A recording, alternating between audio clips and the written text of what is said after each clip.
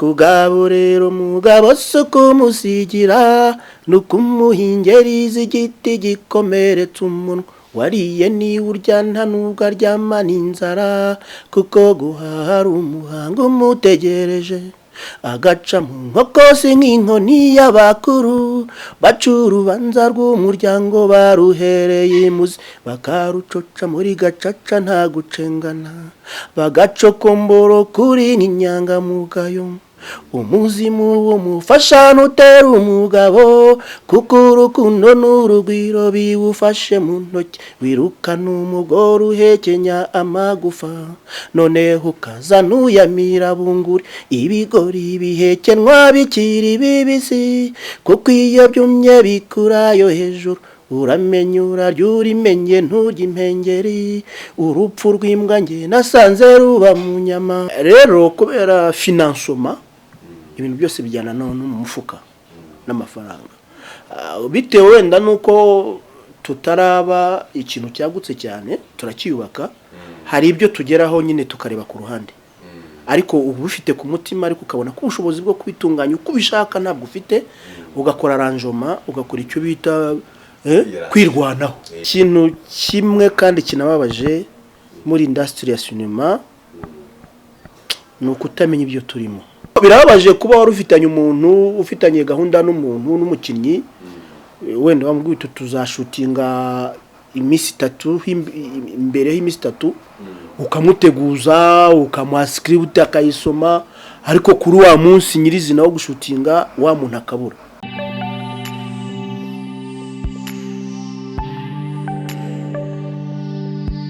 reka tuguhereze ikaze kandi tugushimire wowe bana natwe kuri Gahuru TV ngiye mwumva kuri mikoro ya Gahuru TV nibayisenge Paterne murabona ko uyu munsi noho twahinduye system uyu munsi no tubazaniye Gahuru mwenyewe kuri kamera za Gahuru TV reka abanza bibwire hari abakeneye kumenya mu buzima busanzwe bakunda iki ese iyo umunsi wamugendekeye neza uwo munsi ubumeze gute nibindi byinshi byisumbuye reka abanza basuhuze muri kwa kundi nyine abakunzi ba Gahuru TV mukunda kubona akunda kubasetsa cyane none mumenye niyo ari serious abameze gute turakwakira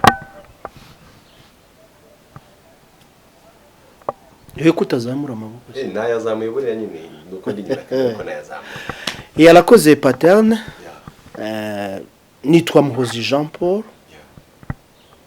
alias Gahuru ariko mbere yuko bambatiza Gahuru nafite amazina menshi cyane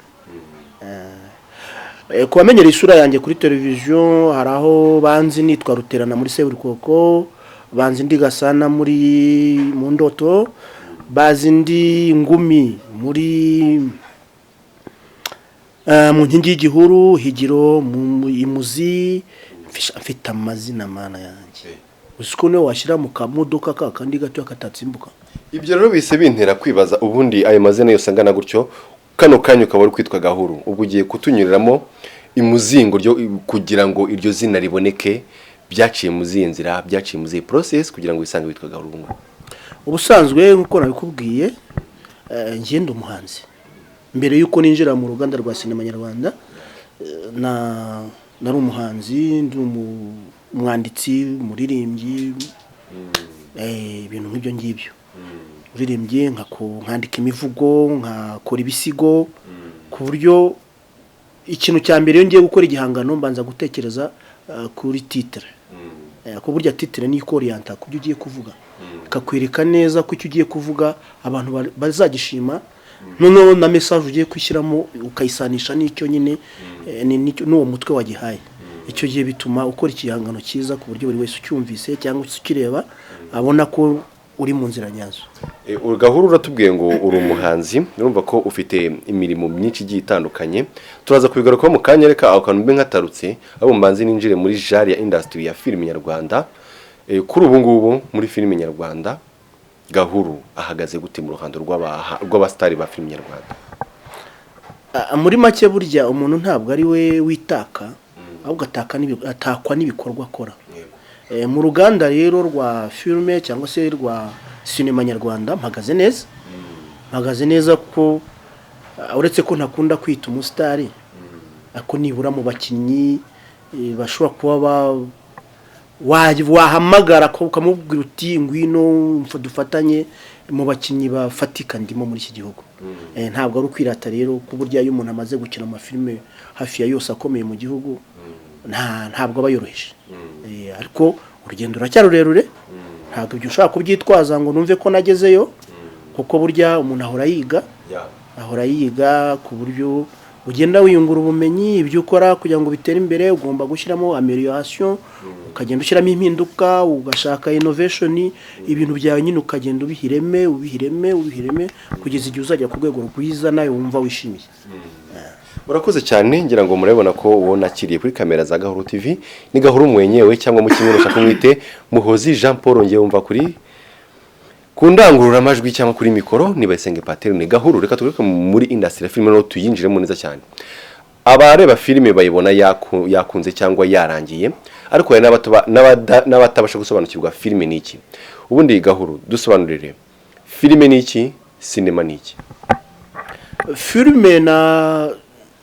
Filime na cinema ntaho bitandukaniye. Uretse uburyo bw'imivugire cyangwa se umuntu indimi dutandukanya, ariko filime ni uburyo bwo kubona amashusho agenda. Bitandukanye rero no kubona umuntu avuga ariko nta shusho abona. Filime cinema ni uburyo bwo kubona amashusho agenda amuvinga kandi anavuga. Hanyuma se hariya mu masare bakunda kwerekaniramo filime bahita gute? Abenshi babyita muri salle cinématique. Salle cinématique nyine ni hahandi ugenda ukicara, ariko noneho bashyiramo filime ukayibona imbona nkubone, nyine ubona ibikorwa abakinnyi bakina bakora, ukabibona nyine vifu, ukabibona imbona nkubone. Muri la salle abenshi bakunda kuhita muri cinema. Mwangi ngata numva wenda nakunganira mvuga ni iyo bari hari muri la salle bari kureba ibyakozwe, baba bari kureba nyine cinema. Ariko iyo filime yakozwe yarangiye already yitwa filime. Cinema ni nkuko wavuga ngo ni ikibanza. Wamara kucyubaka noneho kikitwa inzu. Ya nzu rero uyikoreramo ibyo yiteganyirije nyine. Ubu rero iyo abantu bari bagiye muri shooting, uri kuri set, ni ibintu mwubaka, ni nka yanzu mwubaka, ugoma muri nko kuri chantier muri kubaka inzu yamara kuzura mukayijyana ukayihabwa hari cyo bita screening. Ugahamagara abantu inzu mukayitaha. Iyo filime yarangiye rero mwarangije gukina, hari uburyo bwo gufata amashusho, hakaza n'uburyo bwo kuyatunganya, hari cyo bita montage. Noneho hakaba no kuyasohora, kuyascreeninga. Icyo gihe ibyo bikorwa byose bihuje nuko wafata fondation, ukazamura itafari, ugasakara, ugasiga amarangi, ugashyiraho inzugi, byazarangira inzu kayita. Nicyo kimwe n'ibyo rero ko iyo murangije kuva kuri shoot habanza script, igitekerezo kwanza, ukandika script yarangira mukajya muri shooting yarangira hakajya editing yarangira hakabaho kwa prodinga cyangwa guscreeninga, kugaragaza igikorwa mwakoze ko cyagezweho. Noneho mukajya muri ya salle cinématique ugahamagara abantu mukabereka ibyo mwakoze. Gahuru, muri filime iyo iri gukorwa haba harimo imirimo igiye itandukanye. Hari abandika, hari abakosora, hari abadirector, hari abasistant, hari abashinzwe ama sound, hari abashinzwe ama light, hari abashinzwe ama makeup n'ama costume design. Muri ibyo byose ni ibihe ukora iyo uri gutegura filime zawe? Tubona za Gahuru ari we producer wayo. Ngira ngo ubundi cinema filme ni ikintu kinini. Gifitiye kwema ibyo bintu byose urimo kuvuga. Rero kubera financement ibintu byose bijyana no mu mufuka n'amafaranga. Bitewe wenda nuko tutaraba ikintu cyagutse cyane, turakiyubaka, hari ibyo tugeraho nyine tukareba ku ruhande. Ariko ubu ufite ku mutima, ariko ukabona ko ubushobozi bwo kwitunganya uko ubishaka ntabwo ufite, ugakora arrangement, ugakora icyo bita kwirwanaho. Ukirwanaho, niba hari abantu hari bwambika ukababwira uti nyaboneka mwizanira imyenda tutaza guseba niba ari amatara mufite ari baye makeya ukavuga uti ndatira he hayandi ugatira ariko kugira ngo uze gukora ikintu gifite karite sound nziza kamera nziza ibikoresho ukabyegeranya ibyo ushyiramo amafaranga ukayashyiramo ibyo usabemo inkunga ugasaba inkunga hanyuma ugategura filime yawe mukajya kuri tere mugashutinga mukeditinga filime yarangira ukareba niba itunganye mugakosora ubundi ukabona kwisohora. Gahuru wihangane ngiye nyuza mu mwite Gahuru cyangwa Muhozi Jean Paul ntacyo bitwaye. Gahuru numva binashimishije cyane kuko nizina nkunda no kuribona kugira ngo ndishake mu mazina arenze igihumbi 10 ugatoranyamo izina rimwe nuko hari icyo riba ari kukubwira hari icyo ubona rizagufasha mu byo ugiye gutambutsa. Hari aba producer bamwe na bamwe bagiye baharabika abandi ba producers mu b'amafilime agiye atandukanye bitewe n'imitwarire mibi idakwiye ibikorerwa muri casting mu gihe barimo gutoranya abakinnyi bazakina mu mafilime agiye atandukanye.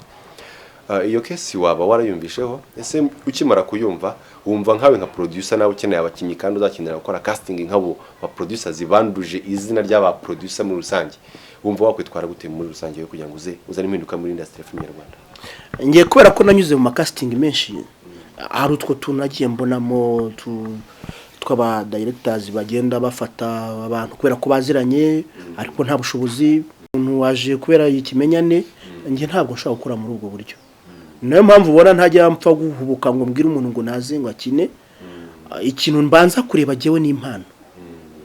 Ise impano urayifite niba uyifite se ukunda ibyo ushaka gukora ushobora no kuba ufite iyo mpano ariko nta rukundo rw'ibyo ukora ushizemo. Iyo mbonye rero ibyo bintu bibiri ubifite ufite urukundo rwabyo ufite n'impano hazamo ubusabe hakazamo noneho n'ikintu cyo kubahiriza igihe. Ushobora kuba umukinnyi mwiza ariko bakubwira ati set iratangira saa moya ukaza saa 4 ibyo kuri nge ntago dushobora gukorana. Nkunda umuntu ugendera kuri gahunda ubahiriza amasaha ariko akaba yujuje na bya bindi biranga umukinnyi.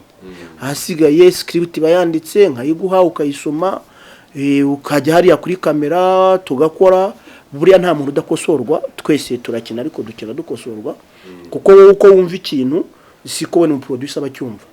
Producer bagomba gukubwira ati giye ndashaka ifilime muzahinira gutya director nakubwira ati sinshaka kwikina gutya ndashaka kwikina muri ubu buryo kubera ko atari wowe ukina ibyo bintu atari ibyaho guki uviva ubuzima bw'umuntu urimo gukina uba ugomba kumva icyo umuyobozi akubwira wakimuha neza nawe agashara kawe ukakabona ugataha ugakora ku mufuka ukagura akantu ushaka ukimeza neza nyine ukumva ko umufuka ubyibushye kandi ko wakoze ibintu byari bikenewe. Gahuru muri urugendo rwa industry ya filime mu Rwanda cyangwa mu kimwe kuba umuntu yaba umuhanzi abikora ariko hari icyo bita intumbero.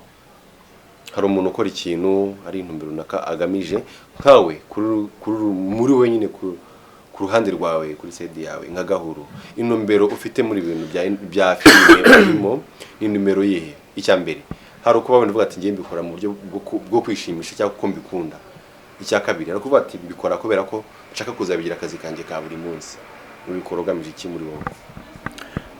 Muri rusange ngiye nta nkunda gukora ikintu kimwe kuko ushaka gukora ikintu kimwe kigafiringa ukabura ikindi kigusova. Ngiye nkora ibintu byinshi ariko mu myuga yose mbona impamvu nahisemo filme nuko nabo d'abord nuko nyikunda. Nkunda filme n'umutima wanjye wose. Cya kabiri nuko mbona iyo uri umukinnyi ushobora gutunga ibintu ukomora kuri uwo mwuga. Icya gatatu filme ikugira celebre ikugira icyamamare kandi burya nta cyamamare kibaho nabi. Wamamazwa n'ibyo wakoze n'ibikorwa byawe kandi bigatuma abantu bakubaha ariko wabanje kwiyubaha kameme. Ngewe rero ntabwo ubuzima bwanjye bucungiye muri filme gusa kuko bitewe n'igihugu turimo n'ubushobozi bw'abakinnyi n'amakampani dukinira ntabwo filme yonyine wayishyira imbere ngo niza gutunga yonyine. Hari abo itunze bien sûr ariko kuri ngewe mbifitanye n'indi mirimo nayo mbona imfitiye akamaro ariko kimwe ntikica ikindi. uwo murimo wundi naba ngiyemo ntushobora kumbuza gukina filime, kandi gukina filime ntibishobora kumbuza gukora ibindi. Ngerageza kubihuza byombi kugira ngo kimwe igihe nta hantu mfite ikiraka cyo gukina filime ariko mba afite ahandi nkura amafaranga kugira ngo ubuzima bukomeze. Hanyuma muri urugendo rwa industry ya filime nyarwanda ntabwo umuntu yabura kuvuga ko hatajya haburamo inzitizi cyangwa mu kimwe ingorane muri uru rugendo.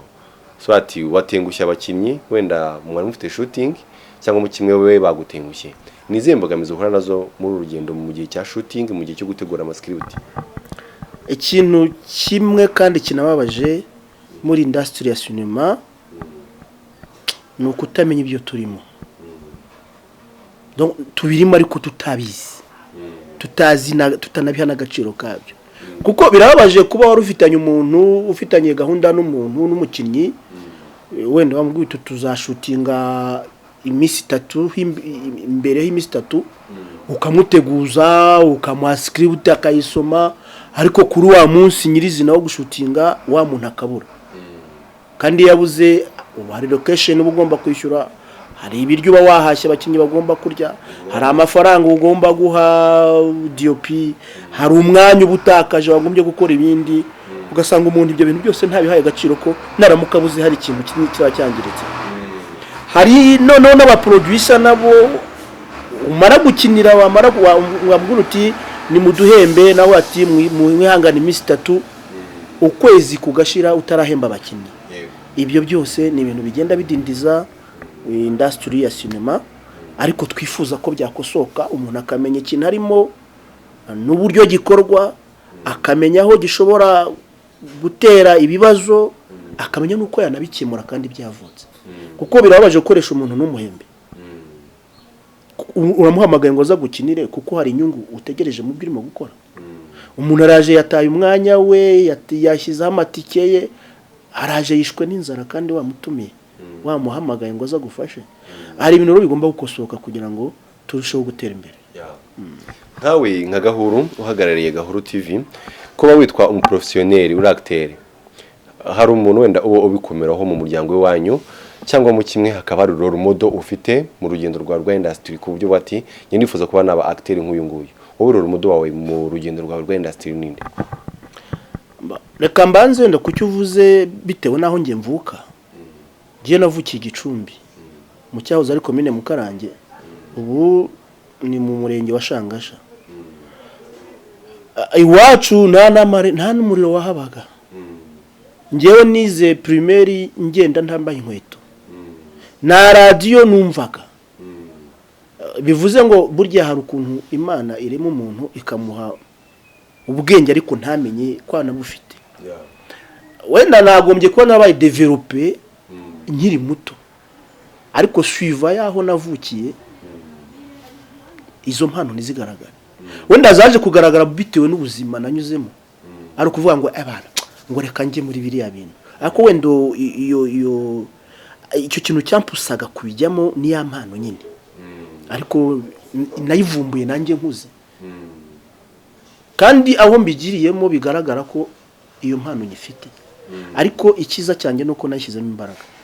Ishyiramo imbaraga, nirengagiza ubwo buzima nanyuzemo nkiri muto, nirengagiza aho mvuka, nirengagiza ibindi bintu nshoboye gukora.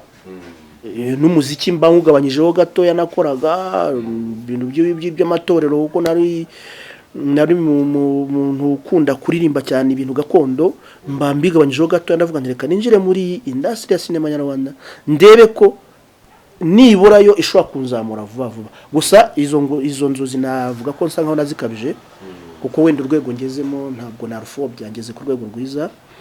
Umuntu wese utegura filime ashobora gukenera umukinnyi do qualité ufite izo qualité akeneye, nko urabona ukuntu ngana role yose wampange nayikina. Wankinisha ndi pasteri, wankinisha ndi umubosi, wankinisha ndi umuganga, wankinisha ndi umusinzi, wankinisha role yose wampa nayikina uko byifuza. Ubu rero ntacyo nashinja Imana.